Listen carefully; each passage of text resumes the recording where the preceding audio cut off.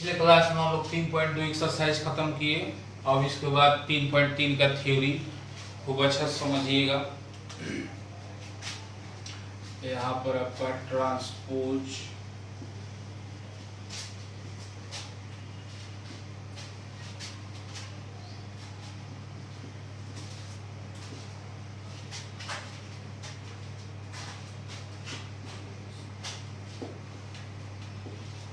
Transpose of A matrix, यानी कि इसका हिंदी होगा आव्यूह का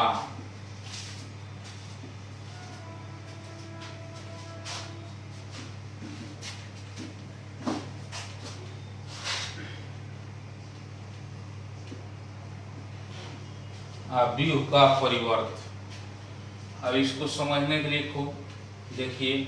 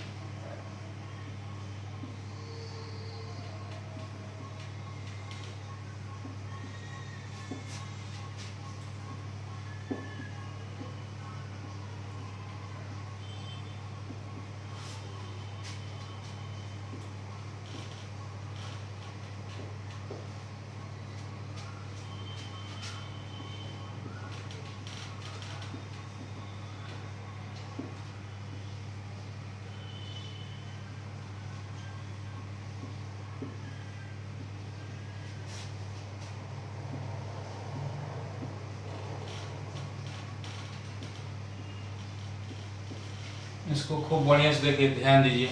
और इसका हिंदी जो है हम आपको समझा देते हैं और लिखवा भी देते हैं, लिख लीजिएगा। ध्यान दीजिए। लेट ए, माना कि ए इज ए मैट्रिक्स, माना कि ए का भी है, देन मीन्स तो ट्रांसपोज ऑफ ए, यानी कि ए का परिवर्त is denoted by A dash या ए के पावर टी, यानी कि ए के परिवर्त को ए डैश या ए के पावर टी से सूचित किया जाता है।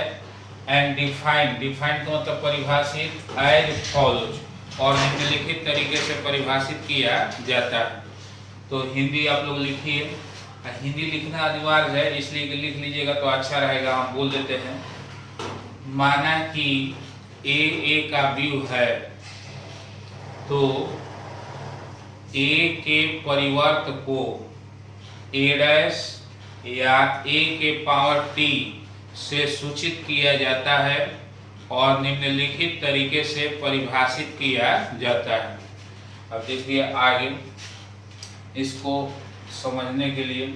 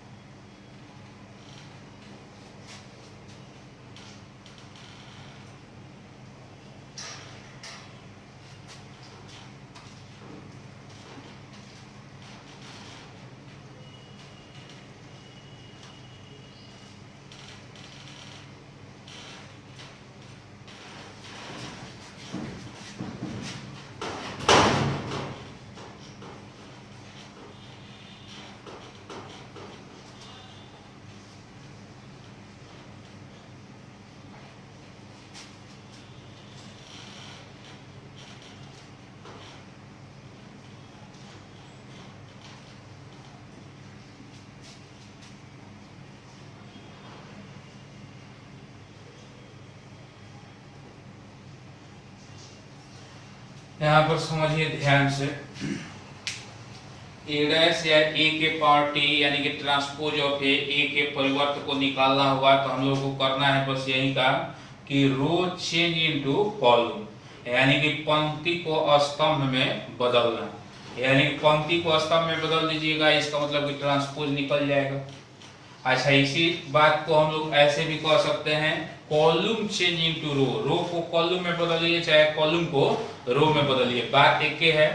लेकिन एक ही चीज आप दिमाग में याद रखिएगा, क्या है कि उससे कंफ्यूजन होता है कि रो को चेंज करना है कि कॉलम को चेंज करना है। इसलिए आप हमेशा एक ही याद रखिएगा कि रो को कॉलम में बदला जाता है ट्रांसपोज निकालने के लिए।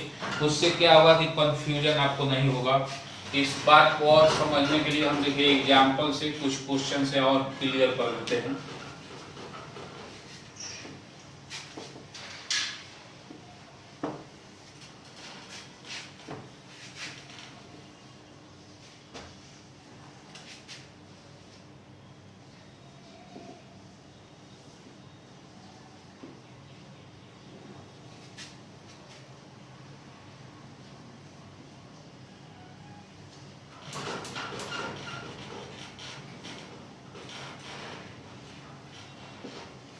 देखिए फाइंड ट्रांसपोज यानी कि परिवर्त ज्ञात करें। जैसे क्वेश्चन ये पहला है, ये बराबर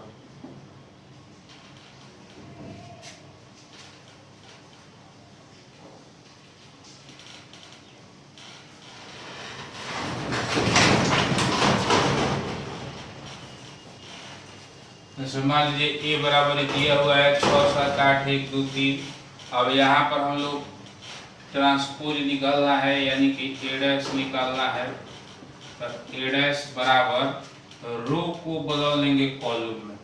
जैसे पहला रो है 6 7 8, इस रो को बदल देना है क्या में कॉलम में, ऐसे लिख देना है 6 7 8। अब ये देखिए दूसरा रो है, दूसरा रो को दूसरा कॉलम में 1 2 3। अब यही हो जाएगा हम लोगों का आंसर। यही ट्रांसपोज निकालने का तरीका है। जैसे और एग्जांपल देखिए क्लियर हो जाएगा।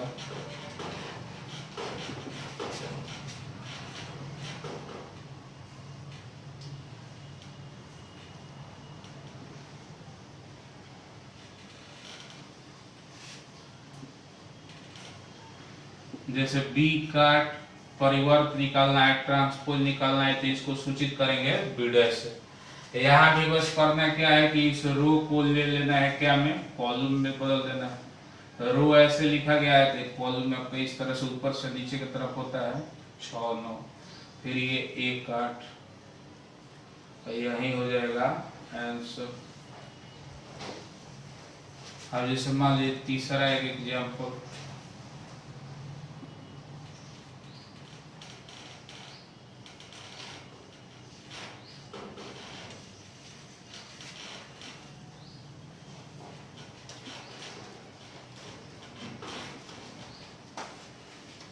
देखिए पहला रो है तो पहला कॉलम में 1 लिख दीजिए, ये दूसरे रो में है तो अब दूसरा कॉलम में ऐसे, फिर ये तीसरा रो है तो तीसरा कॉलम में तीसरा लाइन में ऐसे।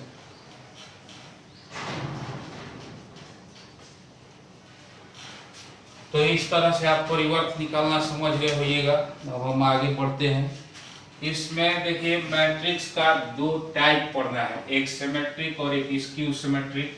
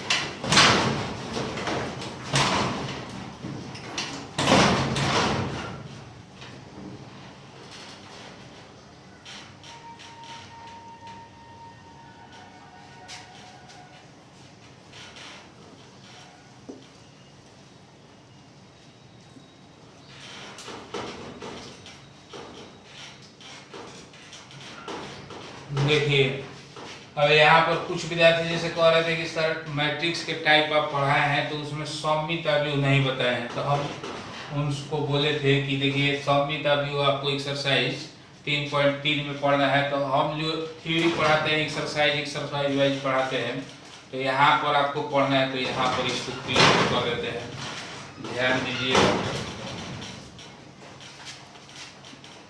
सौमित अभी किसे कहते हैं, तो इसका परिभाषा है ए इज कॉल्ड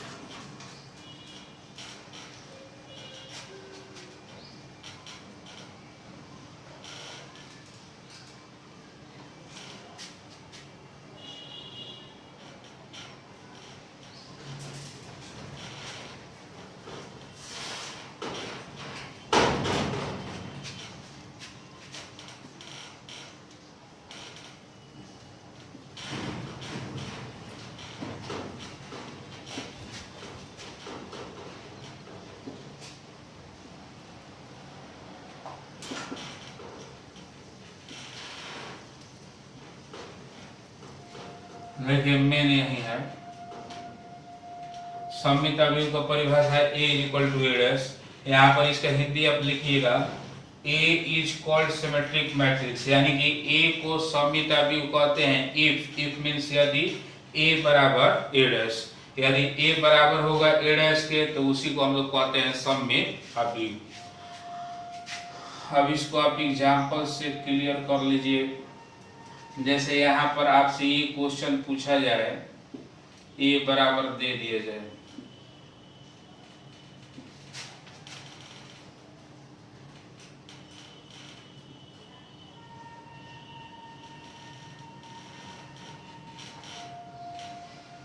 अब जैसे यहाँ पर देखिए समझा करके ही बता देते हैं, पूरा लिख नहीं रहे क्वेश्चन। जैसे मान लीजिए कि ए बराबर ये दे दिया गया 5 6 6 5, और हम आपसे ये जानना चाह रहे हैं कि बताइए कि ये सौमित अवयव है कि नहीं। तो सौमित अवयव होने के लिए हम लोग क्या करेंगे, जब भी कोई पूछेगा कि सौमित अवयव है कि नहीं, तो उसको चेक करने के लिए क्या करेंगे कि ए डैश निकालेंगे। अगर ए का मान ए डैश का मान बराबर हो जाएगा तो सौमित अवयव है, ए डैश निकालेंगे। तो ए डैश निकालने के लिए देखिए आप लोग जानबे करते हैं, रो को बदलेंगे क्या में, कॉलम में। ये रो में है तो इसको लिखेंगे कॉलम में, 5 6 ऐसे है तो ऐसे लिखेंगे। फिर ये भी रो में है तो इसको बदलेंगे कॉलम में। अब ध्यान दीजिए, बताइए इस रो को हम लोग कॉलम में बदल के लिख लिए, लेकिन मान में कोई परिवर्तन हुआ है। ए में भी 5 6 6 5 है, इसमें भी 5 6 6 5 है, तो ए और ए डैश का मान बराबर है, तो इसलिए यह सौमित अवयव है। तो यहाँ पर लिखा है कि चूंकि ए बराबर ए डैश, इसलिए सौमित अवयव है।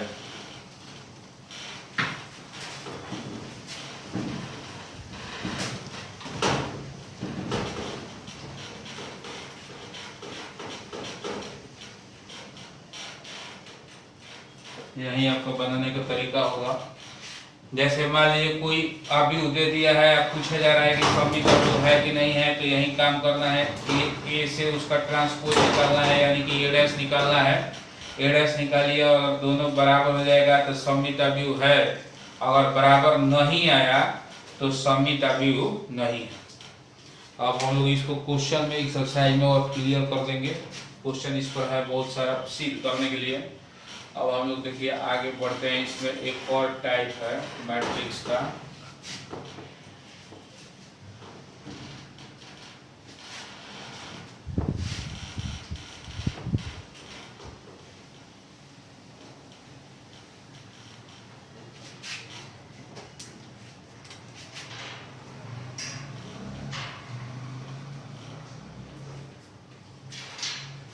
स्क्यू सिमेट्रिक मैट्रिक्स, यानी कि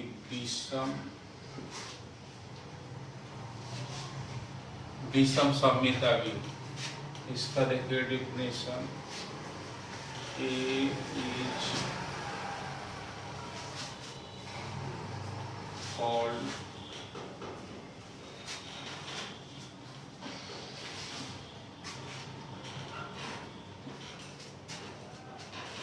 skew symmetric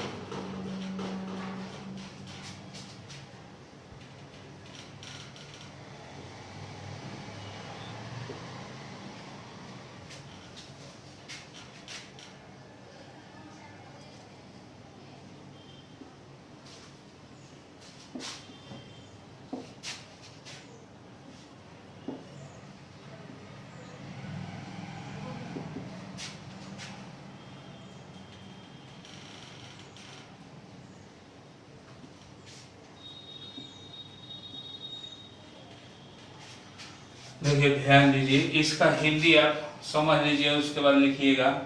A is called skew symmetric matrix, यानी कि ए को विषम सममिताव्यूह कहते हैं इफ मीन्स यदि ए बराबर माइनस ए डैश। सिमेट्रिक में प्लस होता है, स्क्यू सिमेट्रिक में होता है माइनस, इतना ही अंतर है। तो इसका हिंदी होगा कि ए को विषम सममिताव्यूह कहते हैं यदि ए बराबर माइनस ए डैश। लिख लीजिए। अब इसको आप समझने के लिए, जैसे मान लीजिए कि ये क्वेश्चन है,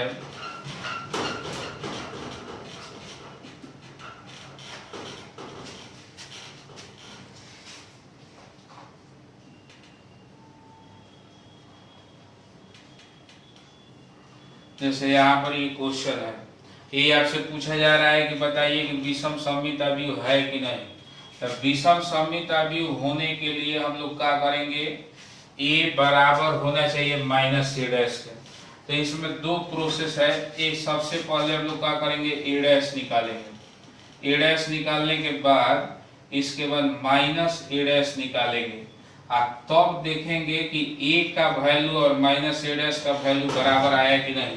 यदि बराबर आएगा तो विषम सममिताव्यूह है, यदि बराबर नहीं आएगा तो विषम सममिताव्यूह नहीं है। तो देखिए ए डैश निकाल रहे हैं, तो ए डैश का मतलब रो से कॉलम में 0 1, ये रो है जो है आपका बदल गया क्या में, कॉलम में। फिर ये -1 0। अब इसके बाद माइनस ए डैश निकालना है, तो माइनस से इसमें गुना करेंगे।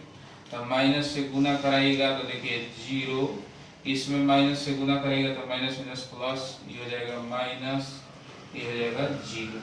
अब ध्यान से आप देखिए यहाँ पर ए का वैल्यू और माइनस ए डैश का वैल्यू बराबर है कि नहीं। देखिए 0 1 -1 0, 0 1 -1 0 बराबर है। तो यहाँ पर लिखेंगे कि चूंकि ए बराबर माइनस ए डैश, इसलिए विषम सममिताव्यूह है।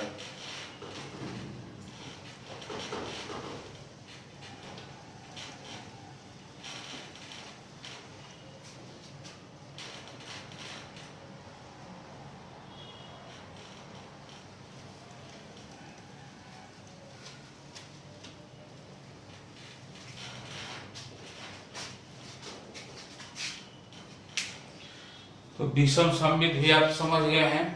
अब आगे देखिए, कुछ फॉर्मूला है उसी को लिखवा देते हैं। इस तरह से हम लोग का थ्योरी जो है समाप्त हो जाएगा।